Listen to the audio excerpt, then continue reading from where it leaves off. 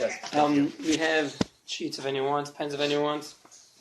So this is officially marked as a 5-part kosher class, although we've been doing so fantastic that we really are going to hopefully finish up tonight because we're just basically done. If there's anything else that anyone wants to add in or has questions about, that would be great. There's only 4 people here right now, so I could just easily have this conversation. But I wanted to, at the end, have Rabbi Klein, who I spoke to, and he volunteered. He's the head of the DK.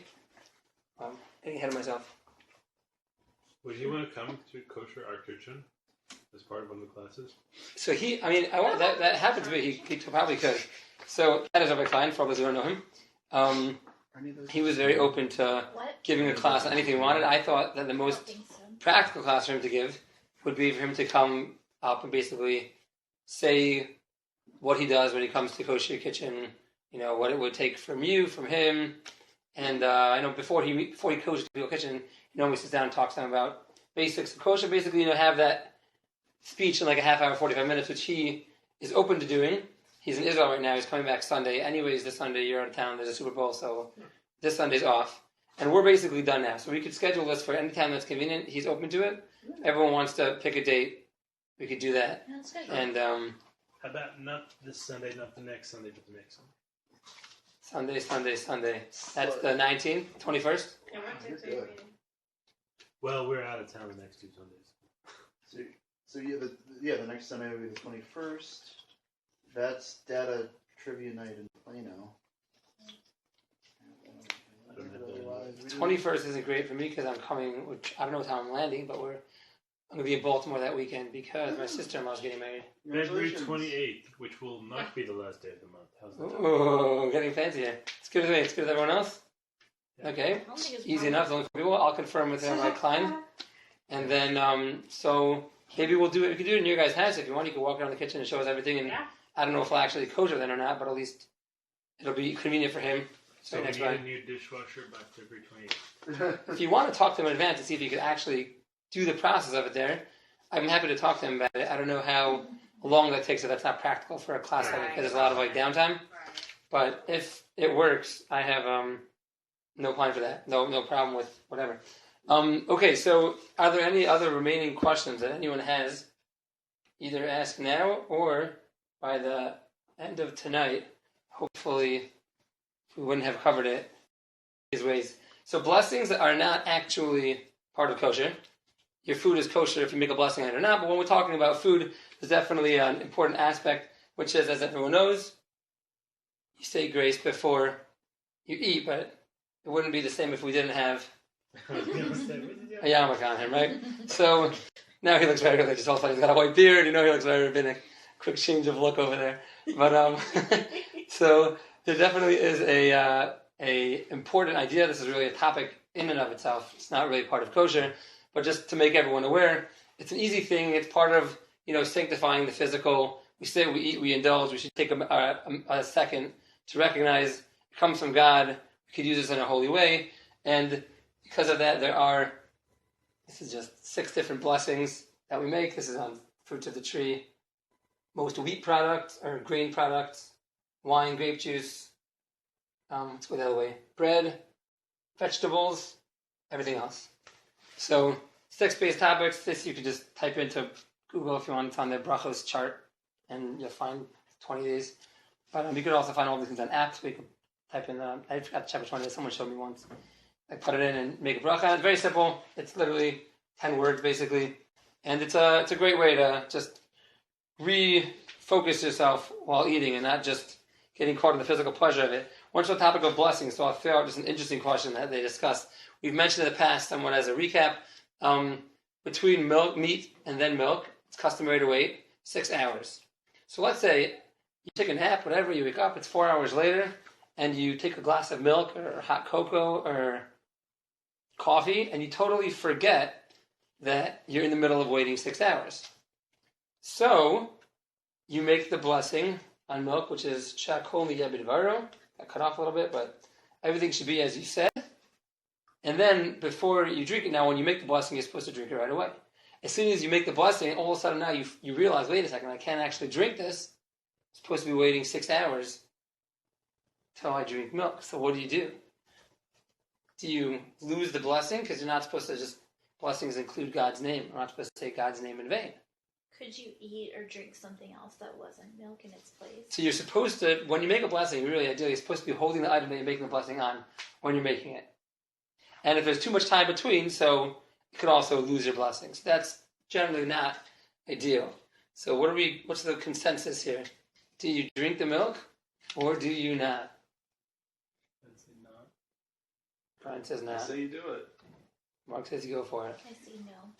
Say no? I say no. No. Okay, so we got 3 no's and 1 yes. So it's interesting. If we let's just explain what each of these 2 things are. Waiting 6 hours is a rabbinic decree to separate between milk and meat. And therefore, you're supposed to do it, but the biblical one is only when you're eating milk and meat together. That was cooked together. This is a rabbinical extension to separate milk and meat because there's residue in your mouth and we're concerned with these things, but it's not biblical. But saying God's name in vain is actually a biblical prohibition, one of the 10 commandments, do not say my name in vain. So the rabbis actually speak out that if you're during the 6 hours and you made a blessing on milk, but don't go ahead and make a blessing, but if you already did, you should actually take a sip of that milk because saying God's name in vain is worse than drinking it. Now, on that topic, this brings out a very important point. Let's say you were trying to wait 6 hours, or even if you want to start waiting 1 hour or something, just to, start working on it. So you're waiting whatever time you're waiting, and during that time, you realize that you ate some milk, like either this case, or you just spaced out and took a candy bar and you ate it. So that doesn't really affect what you're doing. So, I mean, just because you ate milk one time, we don't say it's broken now, and you could just go eat milk. We say you're supposed to still wait the full, let's say 6 hours, or if you're waiting 3 hours, and whatever it is that you're waiting, you should still continue waiting that much time, even if you've already ate milk, you shouldn't continue to eat that milk. So you should, in this case, you should take 1 sip of milk, put the milk down, and then carry on. So here's a question on that not taking God's name in vain topic. Can you change the slide? So you'll notice that I thought of this as I was printing it. If you look at your sheet, it doesn't have God's name on your sheet because, you see that? I edited it out of the sheets. Because I didn't erase it because I think erasing would be forbidden, but I took a little piece of white blankness and covered it up. I don't believe that's called erasing because on the screen they're both there. And then when I printed it, it just didn't print that part because it didn't see it. And on the screen, I'm not getting rid of it. It's just on a different screen. But these papers, I were concerned wouldn't get thrown out properly or whatever. So on the papers, I intentionally left them off. But good call. I thought of that like after I printed the first time, like, oh, a second. Just like noticed that it was. Anyways, okay, it's good. We thought of that one though. Good call. Another topic we didn't discuss yet is the topic of spicy foods. So spicy food, some people like them. I personally am not a big spicy food guy, but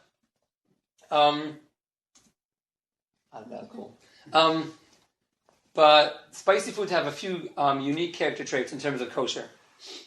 One of them are, we mentioned in the past, that after you don't use a pot for a long time, so the taste doesn't live in it forever. Let's say you cooked pork in your pot. So eventually, that taste of pork would no longer be relevant because it just can't survive and steal forever. If you cook something spicy in that pot, spicy foods have the ability to bring out flavors and re-access the flavor, to make them positive flavor again. So therefore, if you're cooking spicy foods inside of a meat or milk pan, it will make this spicy food. You cook one of these hot peppers, or some other examples, we have some garlics, onions, whatever it would be, that would make your stuff milk. So let's say, for example, you wanted to saute onions and then have it with on your pizza. So if you saute your onions in a fleshik, in a meaty pan, it would be a problem to then put that on your pizza, even if you haven't used this pan in a long time. So that's the spicy food. The second property of spicy foods is that they're an exception to the rule of heat. Generally, things only get transferred, taste only gets transferred with heat. By spicy foods, there's a thing called pressure of a knife, or of a blade. It's not limited to a knife. It's going to be anything that works with blades, a grater, a food processor, a blender, anything that has a blade on it. When a blade cuts through a sharp item, it can absorb the flavor from that blade. So if you have a meat knife or a milk knife, and you cut an onion just with a knife, everything's cold. You just cut the onion with a meat knife, it'll now make this onion a meat onion, which you now should not go ahead and use it with milk. Put it in your, potato, cheese soup, whatever you can do with it. You shouldn't do that. As a suggestion, what some people do, because this is a very common thing, another example of this where it comes up a lot is, let's say you don't want to use the whole onion, so you cut half an onion and use it for whatever you're sauteing it, and then you put the other half of the onion in your fridge, or you want to save it for something else. So now if you cut that initial onion with a fleshik, meaty knife, the other half sitting in your fridge, you really shouldn't use with milk. Because of that, some people, when they always just cut sharp foods with a parve knife, they have a parve knife they use for sharp foods. I can't say I always do this. Whenever I do it and I know I'm not gonna use the whole thing, like let's say I'm cutting part of an onion and I'm not gonna use the whole thing, then I'll always cut it with a parve knife. Because you don't want to make the other half milk or meat, put in the fridge, and then you or your spouse, you don't know what it was before, or even you yourself forget what you did with it, and then it's just gonna potentially cause mistakes. That's the other exception of spicy foods, is that it comes out with a knife, which also means that if you have a cheese grate or something like this, and you would grate onions on it, so that could be a problem because it could be dairy, and then that could get transferred into the onions, and same with if you use these for meat or whatever they were used for, if it got taste inside of it, that could potentially be a problem by spicy foods. Another place this could be a problem is if you buy any spicy food that was, like let's say you're buying from Tom Thumb, or from a non-kosher store. So if you're buying watermelon, it's generally not such a big deal, because since watermelon is not spicy, no taste is getting absorbed. Our only concern is if they use a dirty knife. Most vegetable departments have unique knives for the exclusive purpose of cutting watermelons, because they don't want their bacon on their watermelon, just like you don't want it, not for a kosher reason, just because it's not professional, it would ruin their product, and it would make people not happy. So most places have it, and therefore most times you want to buy cut watermelon in Tom Thumb, Whole Foods is generally not going to be a problem. But let's say you're buying diced onions, or you're buying any sharp food or hot peppers, and they were cut up or something like that. So if that doesn't have a proper kosher symbol on it, it could be a problem, because even if they used this knife a long time ago to cut something not kosher, and then they haven't used it in years and they switched it over to the vegetable department, it could be a problem, because that taste, through the pressure of cutting with the knife, could itself get into that. So that's why when you're buying spicy foods that are cut, so I'm not sure how common that is. It probably comes up more with watermelon and those types of things. But they do have like diced, that's also like certain spices like diced garlic and stuff. So these things would need a hechsher on it, because you have to know how they did that exactly. This is another additional problem potentially. I've been asked this in the past. What's the problem if you're only buying kosher food in a non-kosher restaurant? So what could be wrong? I know it's just all kosher food, all the ingredients are all kosher. So first of all, we mentioned in the first class, it's very hard to know that all the ingredients are kosher, because even the restaurants themselves don't know what's included in natural flavors, and they themselves don't really know. But let's even say you just say, I'm going to get a salad. So if this salad has onions or purple onions or sharp food items inside of it, so I'm not sure that they have special knives just for vegetables. It could be they use something else that was lying around the kitchen. So that could potentially be a problem, even just getting a salad in a non-kosher establishment. A second problem of a non-kosher establishment, and it's nothing to do with that specifically, in general thing, is there's a rabbinical prohibition against eating food cooked by a non-Jew, which is called bishul akum.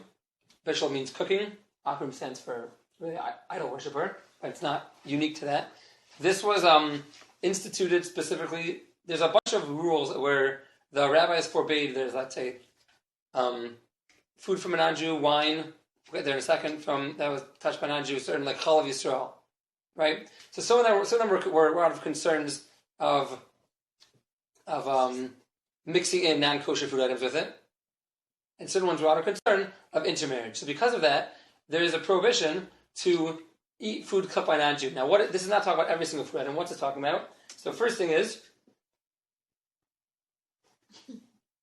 it's only foods that are fit to be on a king's table.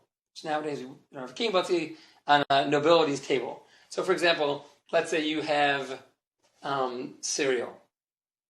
So cereal is baked, a lot of them. Most of them probably by non-Jews. And we all eat them.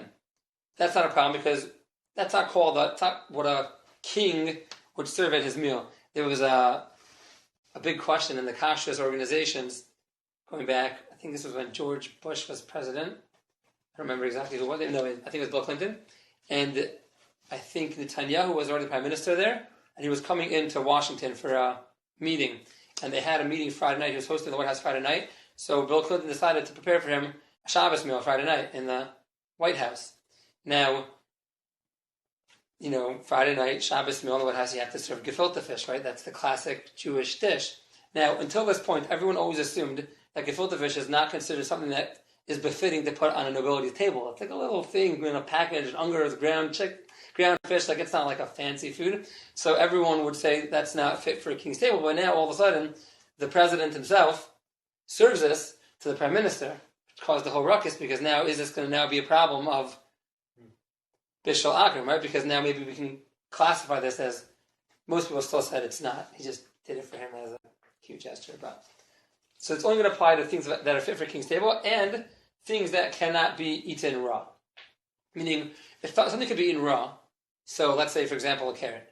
So when you cook a carrot, you're not creating any significant change in the carrot because it was already edible and it's still edible.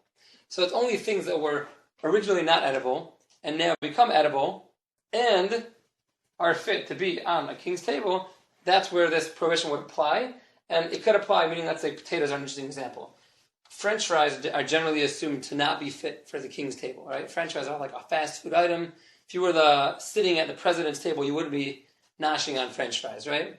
But roasted potatoes, like a baked potato, roasted potatoes, that could totally be served on his table. So it's not necessarily based even on the food item. It's based on the dish that's served.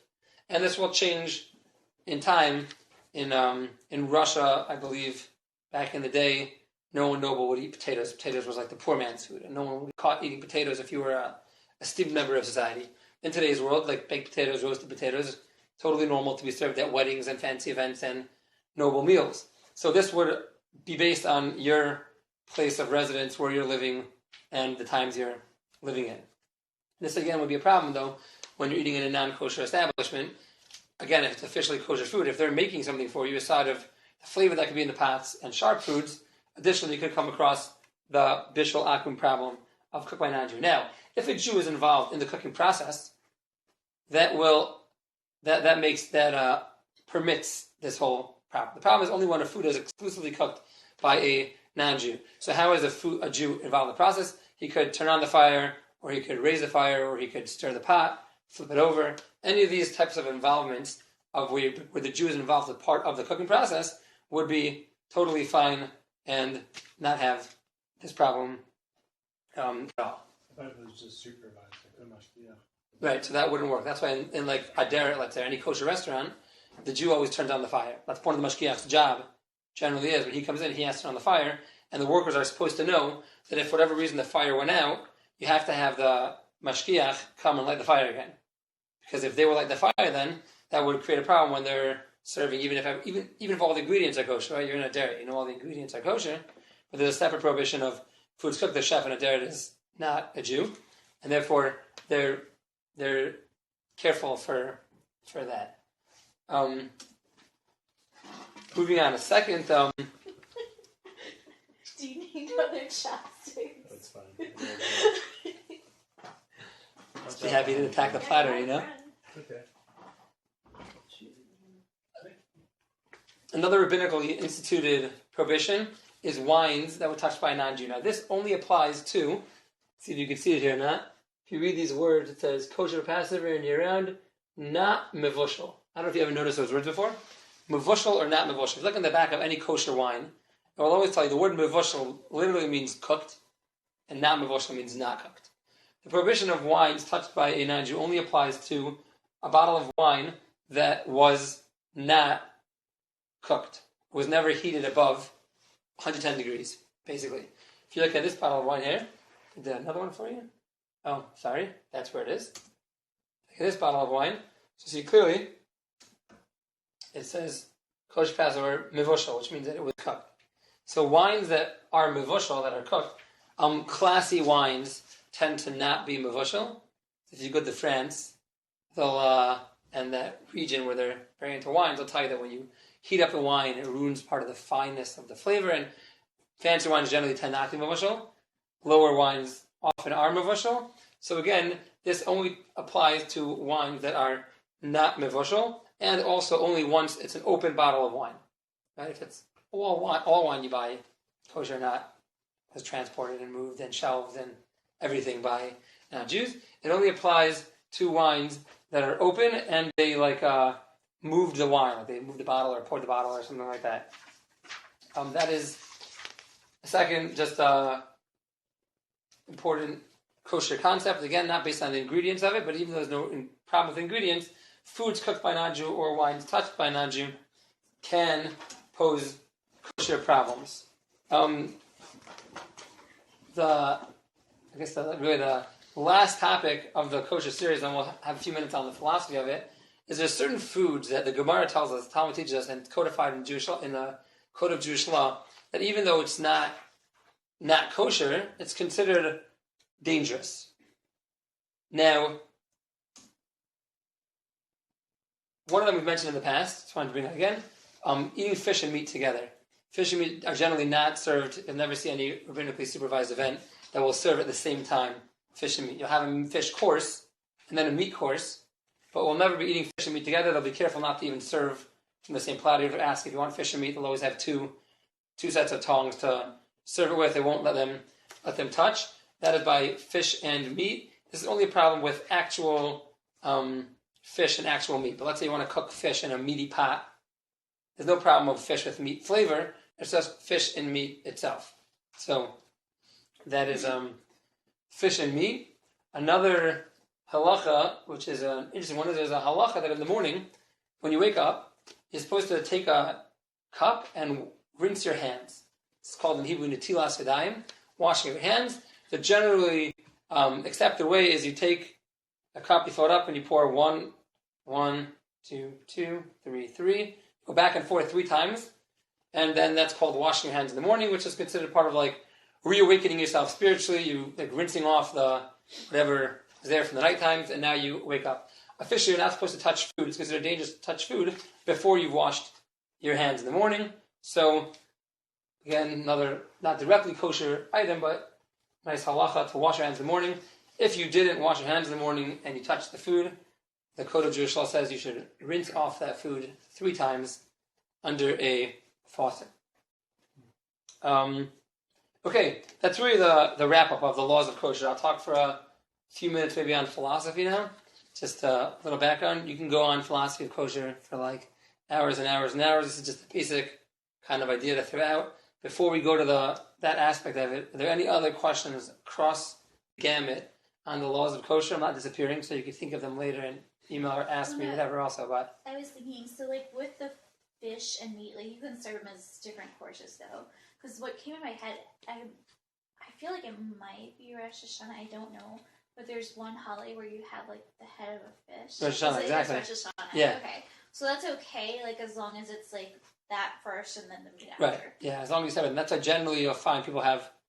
I mean, it could be people do this anyways, even when they're not Jewish. They have 2 forks, a fish fork and a regular fork. I don't think that's an inherently Jewish thing, but Jewish people are also very particular on that because you don't want to you clear off the plate, the fish plate, and the fish fork, and you take those utensils off the table to make sure that now what you're eating meat, you have fresh set of non-fishy stuff. But yeah, a lot of Shabbos meals, people will serve a gefilte fish, like we were saying before, Yeah. and then later you're going to have chicken or meat or whatever. So again, if you want to separate between fish and meat, you're supposed to do like we did between milk and meat. You're supposed to eat something and drink something.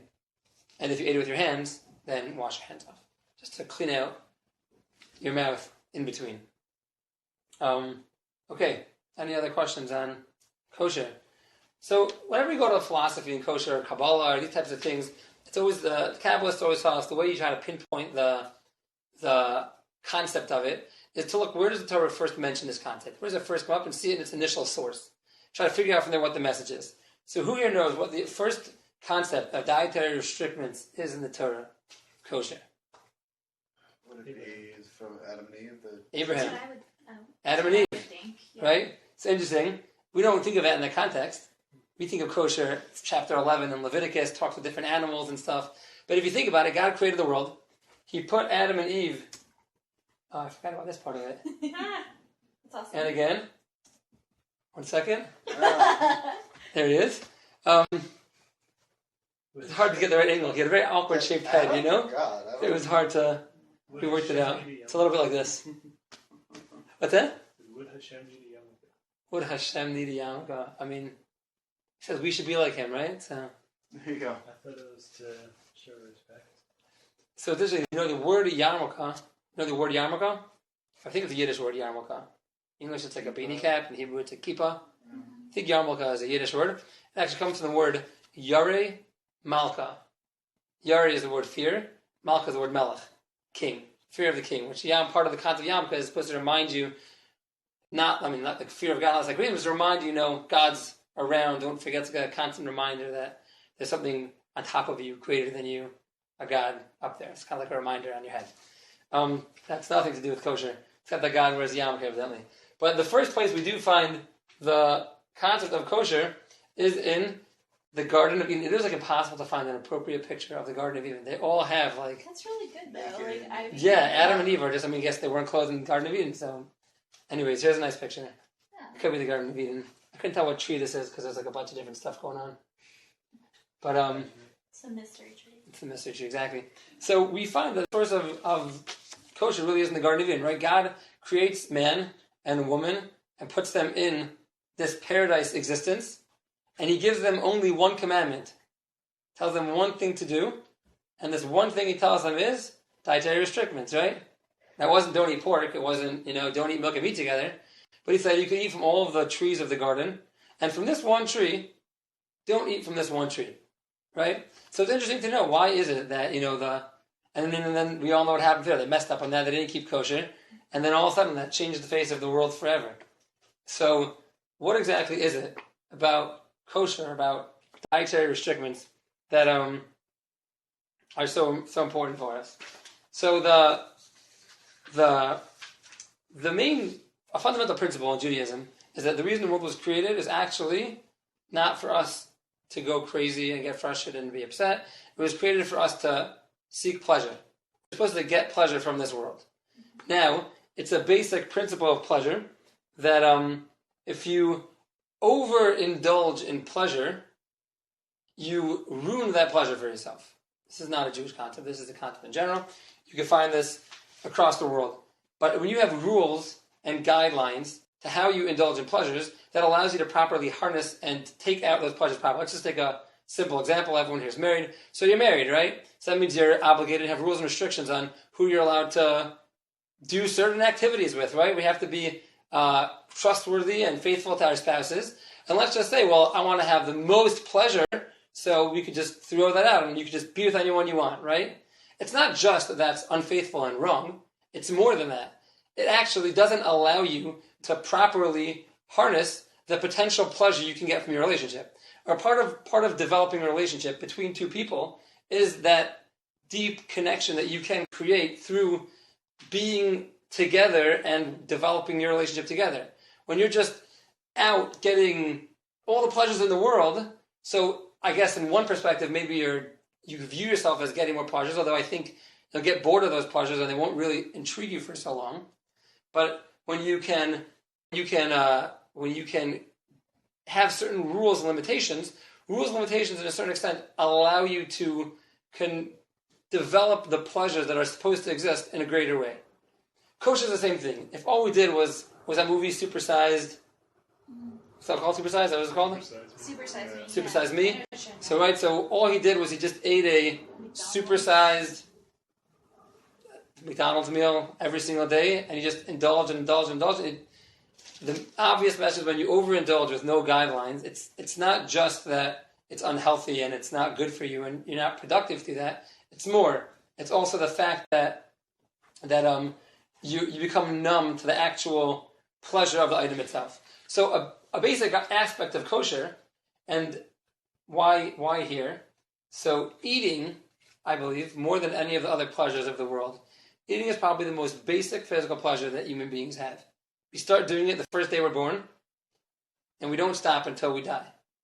No? I mean, it's the most basic, continuous pleasure.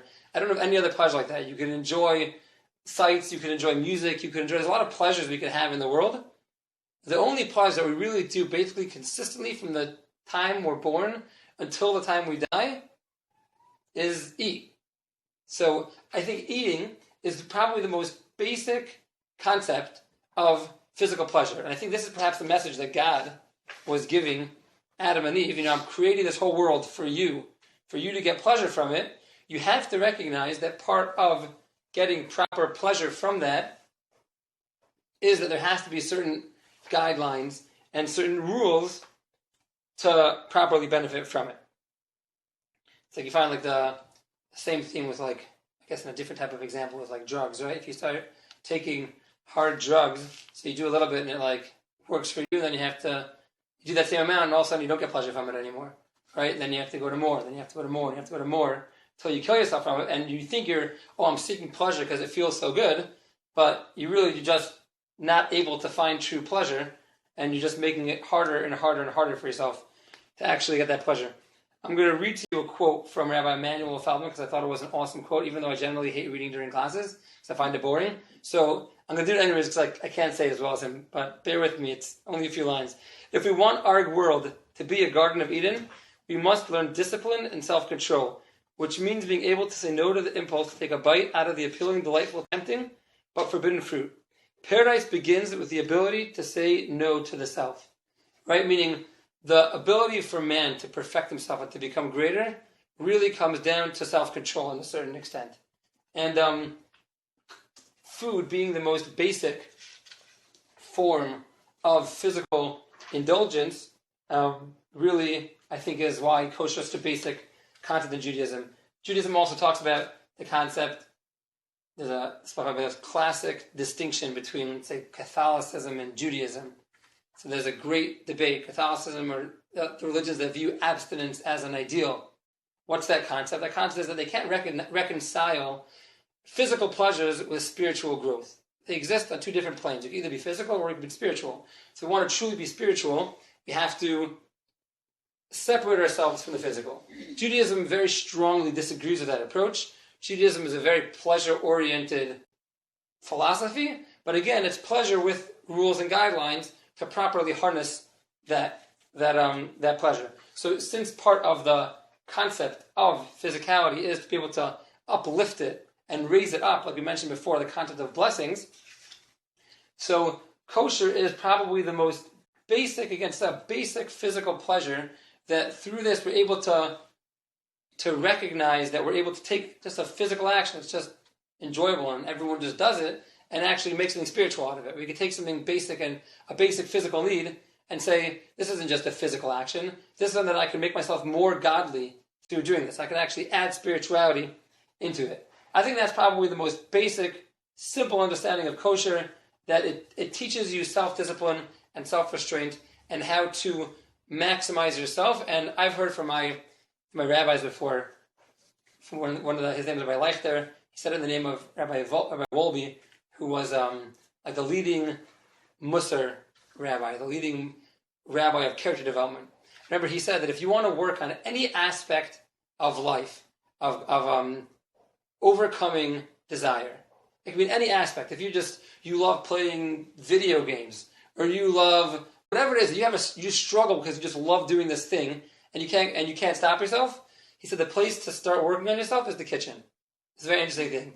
He said that our most physical action that we're constantly doing is food, and when our relationship with that is just not thought of, and we just eat and we don't even think about it, that manifests itself out through all the other aspects of life that we then find it hard to control other aspects, which I just thought was very interesting type of, I wouldn't have thought like that, but he was saying no matter what aspect of character development you're working on, even just working with food, it's not overindulging and just eating properly, kosher definitely being a part of that is a start of that. But I think it goes much deeper than that, and we'll speak out another concept of this. And that is, when Adam and Eve were created. So, like we mentioned before, the verse describes that they were naked in the Garden of Eden. Now, if you look in the sources describe that they weren't clothed, but they didn't have the same physical body that we have nowadays. The Torah describes that when God put them in the Garden of Eden, they were basically spiritual beings that wore their bodies like we wear our pajamas. Like they were these, and they had shining through their bodies was this like emanating light of spirituality that they kind of like, it wasn't like the pictures that we would see nowadays. When you imagine it, it was like there's a light, and then when they ate from this tree of knowledge that kind of contaminated them, that tainted it, and that made them become clothed up and like change their physical self and change the world around them. So putting that aside for a second, we see from this something very interesting.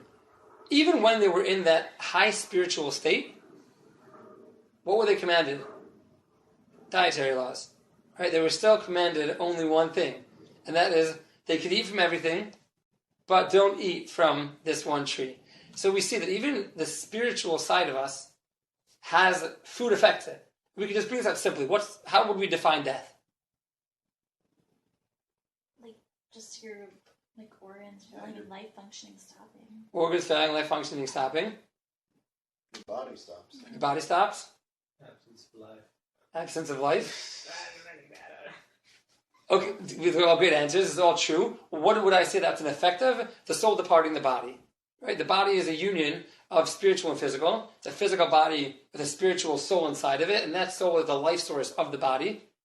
And when that soul departs, then your body is just left on its own and can't continue like that. That is the Jewish view of death.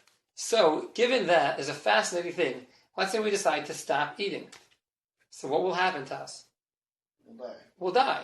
Which means that if we don't stop eating and we stay alive, somehow through our eating, it's not only nourishing our physical bodies, but it's sustaining that soul inside of us, and it's also allowing that soul to continue to live and to continue to thrive. Which means that when we eat our food sustains not only our body, but also our soul. And just like we know with food, if all you eat is cholesterol, so it'll clog your arteries and kill you, and whatever, he takes this in a lot of different examples, that same applies in terms of your spiritual nourishment you're getting. There are certain foods that are spiritual cloggers, so to speak. Just like there's physical things, since the food is sustaining both body and soul, so the food you eat has to be healthily, whatever the word is, digestible by both body and soul. And that's where kosher really comes in, when the Torah describes to us exactly how to do that. In that sense, that's a good slide. I like that. So in that same way, there's another interesting slide that I'll put here afterwards. You are what you eat. Every 28 days, your skin replaces itself. Some slides said 35 days. You could ask the doctor which one it is. Your liver, 5 months. Your bones, 10 years. Your body makes these new cells from the food you eat. What you eat literally becomes you. Right? Meaning what? So this was not taken from a Jewish website. This is taken from an Eat Healthy website. But the message is clear. And this is I think probably a very basic idea in Judaism also. I'll bring it out with a fascinating question. Anyone here heard of the Chafetz Chaim?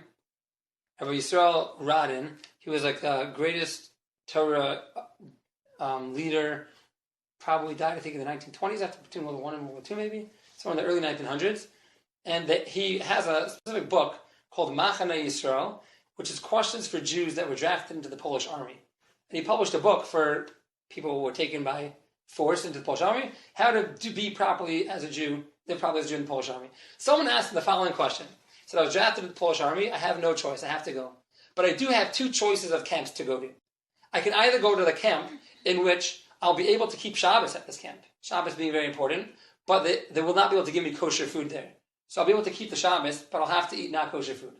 Or I could choose another camp in which I'll be allowed to keep kosher food, but I'm going to have to be working and doing stuff on Shabbos, and I won't be able to keep the Shabbos. So he asked the Chafetz Chaim, this great Torah leader of the early 1900s, said, I'm getting drafted to the Polish army, which camp do I go to? That was his question. Hard question.